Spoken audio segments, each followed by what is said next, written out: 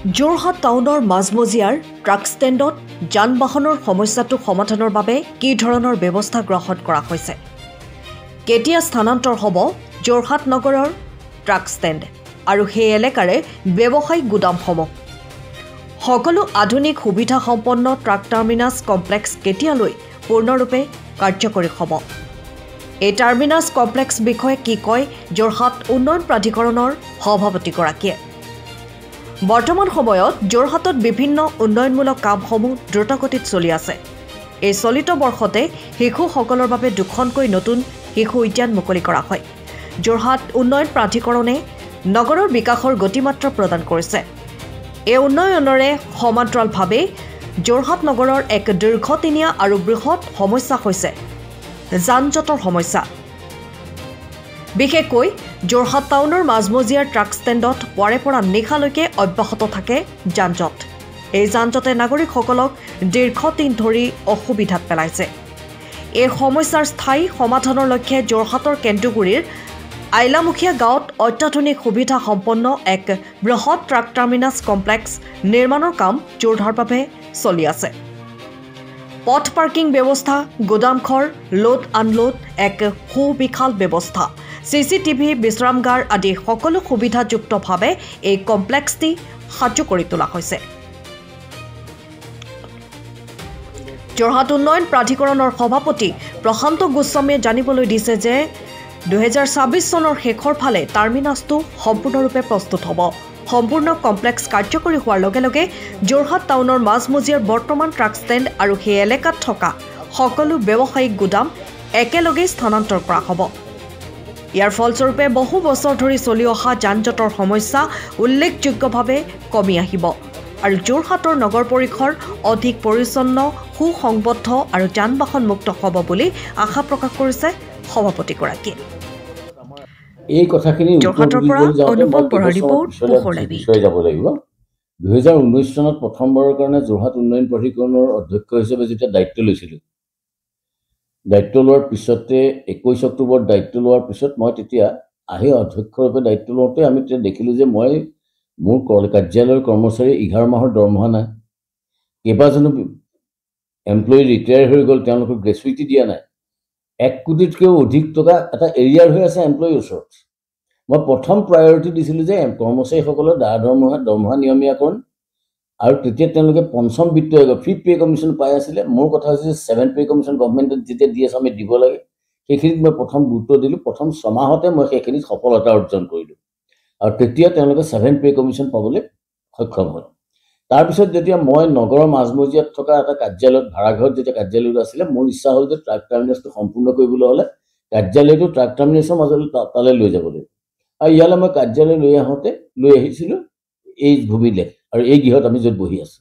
আহোঁতে তেতিয়া স্থানীয় ভূমিদাতাসকল যিখিনি মাটি ইয়াত একুৱায়াৰ কৰিছিলে, তেওঁলোকে আন্দোলন কৰিছিলে যে আপুনি কাৰ্যালয় ইয়াত ল'ব নোৱাৰে, কাৰণ আমাক ভূমিৰ মূল্য দিবলৈ আছে। মই তেতিয়া তেওঁলোকক সন্মতিত কৰাইছিলোঁ যে মই সকাহ দি পেলাই কৈছিলোঁ যে মই আপোনালোকক পইচা দিবৰ কাৰণেহে ইয়ালৈ আহিছোঁ। আৰু এই প্ৰজেক্টটো 2008 চনৰ 31 ডিচেম্বৰৰ দিনাখন গভৰ্ণমেণ্টে মাটিখিনি 79 বিঘা মাটি একুৱায়াৰ কৰিছিলে। একুৱায়াৰ কৰি তেতিয়াৰ চৰকাৰে 2008 চনত চৰকাৰে এই মাটিখিনিৰ মূল্য নিৰ্ধাৰণ কৰিলে 1,83,00,000 টকা।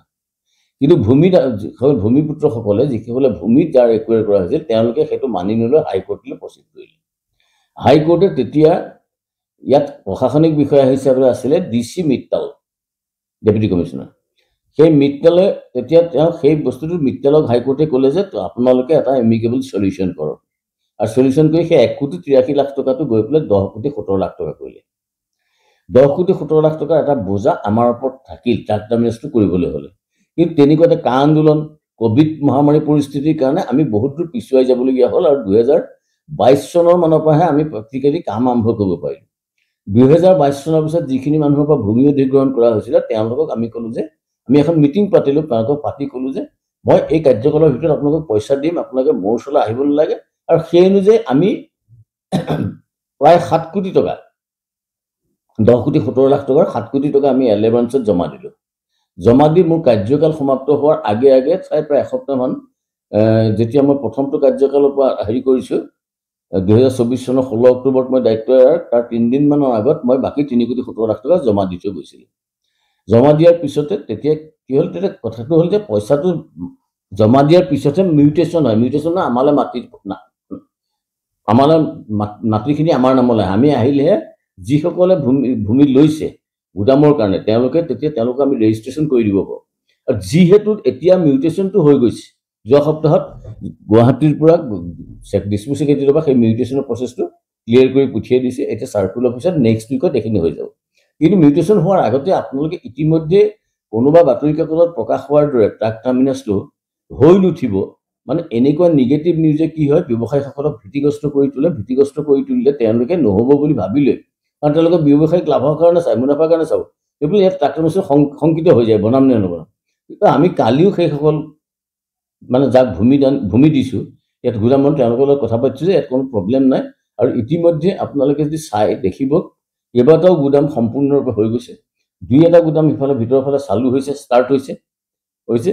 আৰু আমি এই মাটিখিনি কাম কৰিবলৈ যাওঁতে ইলেক্ট্ৰিক লাইনটো ঠিককৈ নাছিলে, পাৱাৰ লাইনটো।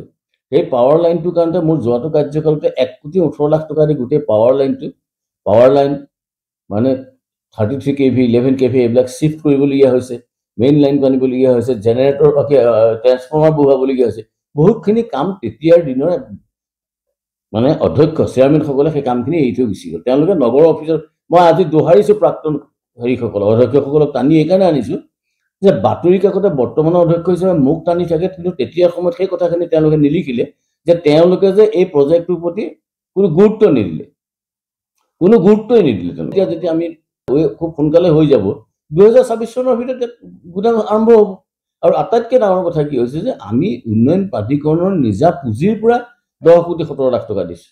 তাৰোপৰি ইলেক্ট্ৰিচিটি হেৰি কৰোঁতে 1,18,00,000 টকা খৰচ কৰিছোঁ। আমি ড্ৰেইন বনাইছোঁ, ড্ৰেইনত খৰচ কৰিছোঁ।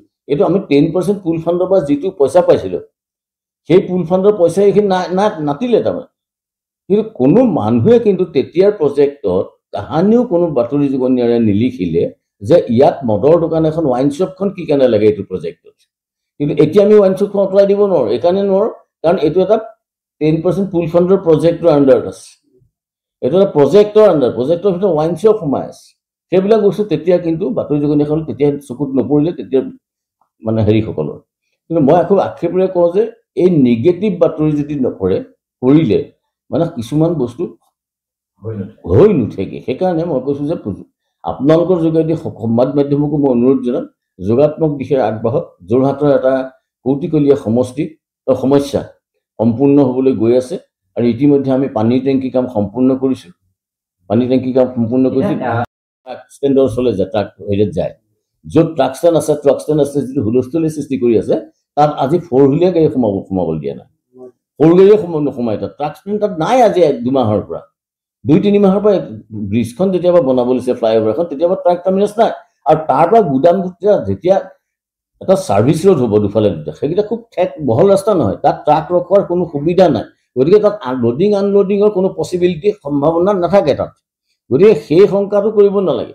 আৰু গতিকে অট'মেটিকেলি গুদামখিনি ইয়াত বনাবলৈ আগ্ৰহ কৰি ব্যৱসায়ীসকল আহিছে।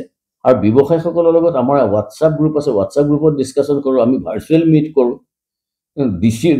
জিলা আয়ুক্তও তেওঁলোকৰ লগত বহিছে। আৰু খালি মই এটা আক্ষেপেৰে কওঁ যে এজন বিধায়কক এই ক্ষেত্ৰত টানি আনিলে নহ'ব। মাননীয় বিধায়ক হিতেন্দ্ৰনাথ গোস্বামীদেৱক অকল টানি আনিলে নহ'ব। আমাৰ বৰ্ডখন হৈছে যে মই চেয়াৰমেন, জিলা আয়ুক্ত ভাইচ চেয়াৰমেন, 4টা সমষ্টি আমাৰ অধীনত আছে। আমাৰ সমষ্টি এৰিয়াৰ পৰা 4টা সমষ্টিৰ বিধায়কসকল আমাৰ বৰ্ডৰ সদস্য।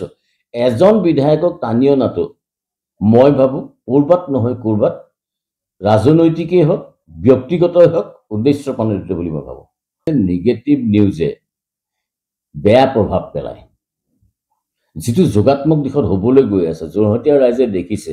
আৰু এইটো ক্ষেত্ৰত মই ভাবোঁ যে মোক টানি অনা, বিধায়কক টানি অনা, এইটো ডেফিনেটলি ৰাজনৈতিক উদ্দেশ্য প্ৰণোদিত বা ব্যক্তিগত কিবা যদি আক্ৰোশ আছে আমি নাজানো। শেষলে ই সম্পূৰ্ণ হৈ উঠিব। আৰু ইয়াত কম বেছি পৰিমাণে সুবিধাখিনি কি পাব ইয়াত যোনসমূহ আছে? আজি এজনে তেওঁ আহিছে গুদামটো বনাবলৈ আৰম্ভ কৰিব কৈছে। তেওঁ কৈছে মোক ইলেক্ট্ৰিক লাইনটো লাগে। আমি এখন NOC লিখি দিওঁ, উইদিন 3 days তেওঁলোকৰ ইলেক্ট্ৰিক কানেকশ্যন হৈ যায়। আমি APDCLতো তেনেকৈ কথা পাতিছোঁ যে আমাৰ ইয়াৰ পৰা যিটো যাব উইদিন 3 days যাতে তেওঁলোকক সেইটো কৰি দিয়ে আৰু তেওঁলোকে ইয়াত ডৰ্মিটৰী আছে ট্ৰাকৰ ড্ৰাইভাৰ হেণ্ডিমেন লোড আনলোড কৰি যদি অকণ ৰেষ্ট ল'ব খোজে ডৰ্মিটৰী আছে ৰেষ্ট ল'ব তেওঁলোকে সেইটো ফ্ৰী অফ কষ্ট আৰু এতিয়া ইয়াত তেওঁলোকৰ আচলতে ইয়াত কি হয় লোডিং আনলোডিং হ'ব ইয়াত আৰু ষ্টে নকৰে তেওঁলোকে তাৰমানে তাতকে ইয়াত সুবিধাখিনি আৰু আটাইতকৈ ডাঙৰ কথা মই আপোনাক কৈছোঁ ইয়াত গৈ আছে হ'বল কিন্তু পানী টেংকিৰ কাষতে দেখিব উজনি অসমৰ ভিতৰত এটা ডাঙৰ খুব ভাল কোল্ড ষ্টৰেজ হ'বলৈ গৈ আছে সেইটো কোল্ড ষ্টৰেজ হ'ব সেইটো তাত ধৰক মানে এই যিবিলাক আমাৰ আলু পিঁয়াজটো ফল মূলটো থাকিবই কিন্তু তাৰ লগে লগে ধৰক আমুল কোম্পেনীয়ে তেওঁলোকৰ বস্তু চব ইয়ালৈ আনে কোল্ড ষ্টৰেজত থৈ পেলাই তেওঁলোকে ইয়াৰ পৰা ডিষ্ট্ৰিবিউশ্যন কৰে নেছলে ইয়াৰ পৰা ডিষ্ট্ৰিবিউশ্যন কৰে বা আমাৰ গুৱাহাটীত যিটো আছে পূৰবী ডায়েৰী তেওঁলোকে বস্তু আনি ইয়াত হেৰি কৰে কোল্ড ষ্টৰেজত ৰাখি ইয়াৰ পৰা ডিষ্ট্ৰিবিউশ্যন কৰিব